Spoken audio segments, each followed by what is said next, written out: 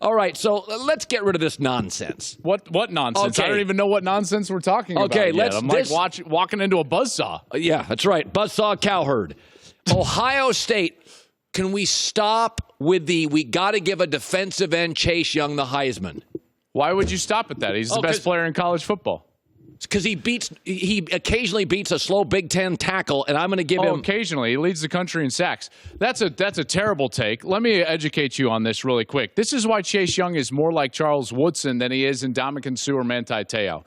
It's because it really takes three things for a defensive player to win, and Woodson had them all working in his favor. One, you got to be the right type of player, and I think Young is in the fact that he's not only a dominant player at this level, but you don't just rate him as like a great college prospect, right?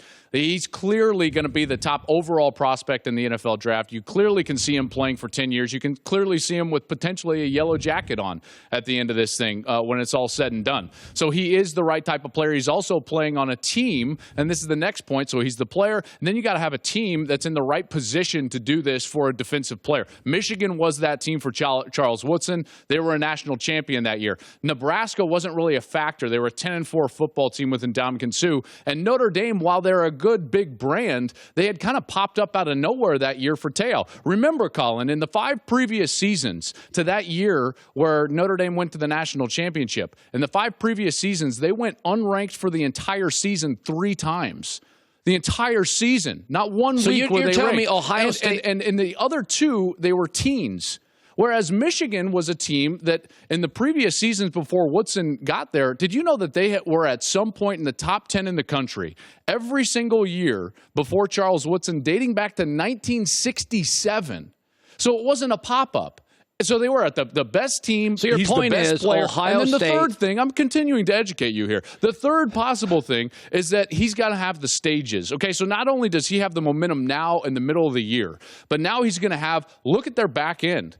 Okay, the last 3 weeks of the year, you could argue that Chase Young is going to be playing in the most watched football game of the day against Penn State and potentially an undefeated matchup against Michigan, which you know will win the day. It'll be the highest rated game in all of college football all season. And then potentially the Big Ten championship game. Depending on what happens in the SEC championship game, it's going to be right there. So he's got the momentum, he's got the team, he's the type of player. Chase Young not only can, but potentially will win this Heisman Trophy, and it's a real thing. Why? Because you're supposed to give it to the most outstanding player, not the most valuable player, the most important player, the most outstanding, and he's been the most outstanding to this date. How do we know he could beat those SEC tackles like he beats those slow Big Ten tackles? Oh, have you checked the league, by the way? They're littered with Big Ten tackles from Iowa and Wisconsin. All of those teams. Okay, let's go to this. This is a SEC second tackles. Here's the second thing that we got to stop on this. Oh, okay. I watched LSU's overrated. I'll tell you why. Really? Auburn had 15 penalties. Okay. Has a freshman quarterback in Death Valley. And that's a 3-point game going for the onside kick. Auburn would have been shelled by Alabama. They would have been shelled by Ohio State. They would have been shelled by Penn State. LSU, if I go into your stadium with a freshman quarterback and you have an NFL first rounder and I have 15 penalties, I can't move the football for 3.5 hours. And let's not think LSU moved the football. They had 500 total yards of offense. Auburn struggled. Yeah, you're right. So if I would have told you before that game, we're going to have 15 penalties and we can't move the ball. In Death Valley, yeah, against Joe Burrow. I would have said 14, something like that, 3 scores. I don't buy LSU. These games are way too close. They can't close out Florida. That's not a terrible point that you just made, which is progress. Which is progress. It's not a terrible point. I don't think that they're overrated, but that's not a terrible point. I think that their failure in that game had more to do with what they were doing inside the 10-yard line, specifically inside the red zone, than it did the way they played overall. I still believe that if Tua is not 100% healthy, they'll beat Alabama because they can get into a shootout and win. And with Mac Jones at quarterback, I don't believe Alabama can get into a shootout with LSU and win that game. I think if Tua plays, I think Bama's going to shell LSU. Maybe. And you know what? If he's healthy, I will pick Alabama in that game. But if he's not, that's what I'm saying. Like, LSU is in a good position right now because it's all pending on Tua's health. If he's ready to go, I think Bama wins the game. If he's not, I don't think Mac Jones is going to beat LSU. It's very similar to Bo Nix trying to beat LSU. At some point, they'll end up winning the football game because the opposition will just have such a hard time moving the ball. Okay, listen, I know everybody loves Lincoln Riley, and I love Lincoln Riley, but he lost to Iowa State. He just lost to Kansas State. He lost to a Texas team as a 2-touchdown favorite. What do you make of what happened to Oklahoma? Well, there's one, the defense played really poorly. At one point, they gave up a score on 8 consecutive series. So they're up 17-7. It looks like it's just going to be an OU game. They're going to play it on their terms. And then all of a sudden, Kansas State went on a 41-6 run. Isn't that incredible? 2 things happened, Colin. Really, and you can blame the offense for some of it as well. They got cute. You were just showing the play, kind of like that quarterback pass. They got cute and didn't run the football. Did you know that their running backs totaled in the game 6 carries? That can't happen. They're a team that ran the ball for over 280 yards per game coming in, and then they just started throwing it around the lot because I think that they panicked. And I think that Lincoln probably panicked a little bit from a play calling perspective. And then they were unable to get off the field on 3rd down on defense. And part of that was a really, really good game plan from Kansas State. So Kansas State was doing things like this. It's an aggressive defense for Alex Grinch in Oklahoma. They're fast flow, in particular Kenneth Murray, their best player, their inside linebacker. So here's what they were doing. They were taking the guards, okay, for Kansas State, and they would fake pull them and then put them back front side.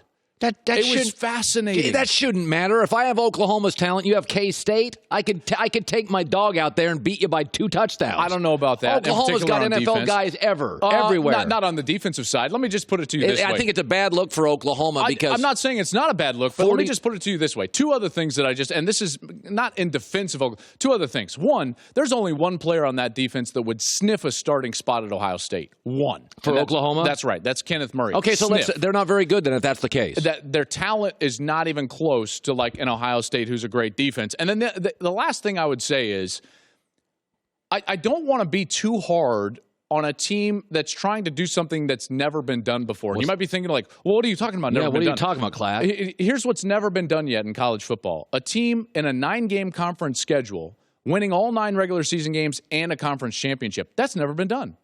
Colin, the closest team that's ever been to that distinction was Wisconsin in 2017. They won their 9 regular season games, lost in the Big Ten title game. So now all of a sudden, we're going to have 2 teams this year that are trying to do that. One of them has to have even a sniff of the playoff. That's Oregon. They've got a chance. And Ohio State. Baylor's going to be trying to do it. Minnesota's going to be trying to do it as well. But I think Oregon and Ohio State are the ones that have bona fide chances. So you're saying that extra conference game just makes it tough? It does. It does. It makes it tougher. That's why you see Iowa beating Ohio State or Purdue beating Ohio State. That's why you see Iowa State and Texas and Kansas State beating Oklahoma. Okay, here's Klatt's top 10. Ohio State 1, I agree with. I'd get LSU out of there. I'd go Ohio State, Bama. I actually like all of this. I'd get LSU out of there. Okay. Now, here's the other thing. Where we'll agree a little bit. I predicted Michigan would beat Notre Dame. Yeah, I did too. And guess what? If you look at Michigan's remaining games, they're going to win 9 games. They're going to beat Maryland. They're going to beat Michigan State. They got somebody else, and then they'll lose to Ohio State. But Harbaugh's going to win 9 games. They outgained Penn State. Massively outgained Notre Dame. So once again, we think Michigan is Ohio State football and Alabama and USC. It is not. Bo Schembechler had an atrocious bowl record. The minute you got him out of the Big Ten, he was like 6-12. Yep. Lloyd Carr losing bowl record. Harbaugh losing bowl record. Michigan's an A- program. It's not an A+ program. And it's taken a little bit for this offense to get going, but I tell you what, it got going. They ran the ball. They ran the ball like crazy against Notre Dame. They were very efficient in the second half against Penn State. I actually think they're going to be a really tough out down the stretch. I think Ohio State, who's got to go to the big house and face what I think will be a very confident Michigan team. This is a good job by Jim Harbaugh to continue to develop. The Wisconsin loss was terrible. They dropped the 4th down ball against Penn State, and they're getting better. By the way, one other quick thing on the top 10. Everyone, all you Bama fans out there that want to harp on everybody that compliments any other team in the country and say, like, well, who have they played? I just want to throw out a stat real quick for all the Bama fans out there. All right. Did you know that Alabama right now has the worst strength of schedule as it relates to their opponent's winning percentage in the Power 5? Not in the top 10, in the Power 5. Their opponent's winning percentage is .391. that's the worst in Power 5 football. So if I hear one more Bama fan come up to me and ask me who has Ohio State played, I'm just going to hold up a mirror and be like, who have you played? No one's arguing that your schedule down the stretch is not tough, but to date, Alabama's strength of schedule is the worst in the Power 5. By the way, you know what happens when a Bama fan comes up to me? Talk to the hand. Won't even. That's it? You do that? Yeah. Very 1986 of you. Okay, so listen to this. Somebody I respect greatly just texted me. Okay. Tell Klatt.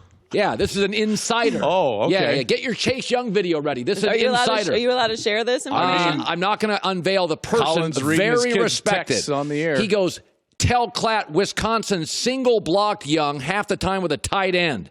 No, it wasn't half the time. Go back and watch the film. I'm watching it right now on this air. Are you? Are you? You're watching the TV copy? That was a tight end. That was one of the only times that they did that. They didn't block him half the time. Look at how small end. his waist is.